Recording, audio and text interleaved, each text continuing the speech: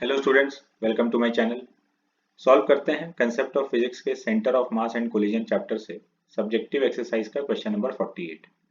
पहले हम लोग क्वेश्चन पढ़ेंगे, उसको समझेंगे और फिर सॉल्व करेंगे।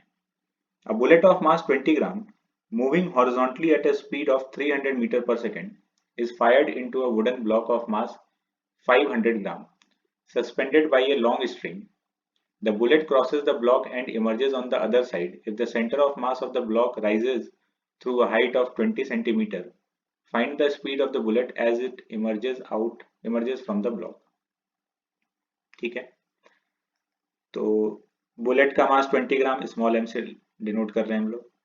कैपिटल एम ब्लॉक का mass 500 gram, V naught initial speed of bullet 300 meter per second, और ब्लॉक जिस हाइट तक जाता है h 20 सेंटीमीटर। तो पहले ये हुआ कि इस वुडन ब्लॉक में ये बुलेट फायर किया गया और बुलेट इससे क्रॉस करता हुआ बाहर आ गया with some velocity v2। Block को वेलोसिटी मिल गया v1 और फिर इसकी वजह से ये h हाइट तक ऊपर गया। तो हम लोग को बताना है कि ये v2 कितना है बुलेट का। तो पहले तो इस सिचुएशन में हम लोग लीनियर मोमेंटम कंजर्वेशन लगा देते हैं। इस सिस्टम पर कोई भी एक्सटर्नल फोर्स नहीं है, तो लीनियर मोमेंटम कंजर्व रहेगा बुलेट प्लस ब्लॉक सिस्टम का। इनिशियली सिर्फ बुलेट के पास मोमेंटम है m into v naught, initial block का मोमेंटम 0।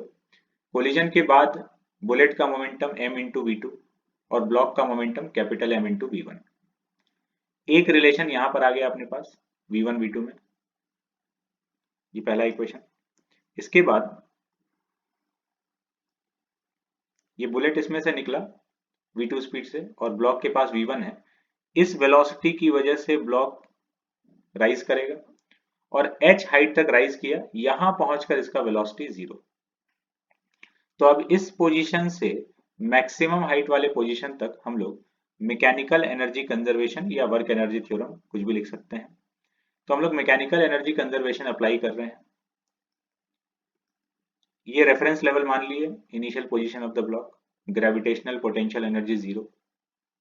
अप्लाई करते हैं मैकेनिकल एनर्जी कंजर्वेशन, सिर्फ ब्लॉक के लिए अप्लाई कर रहे हैं। तो इनिशियली ब्लॉक का पोटेंशियल एनर्जी 0 रेफरेंस लेवल पर है।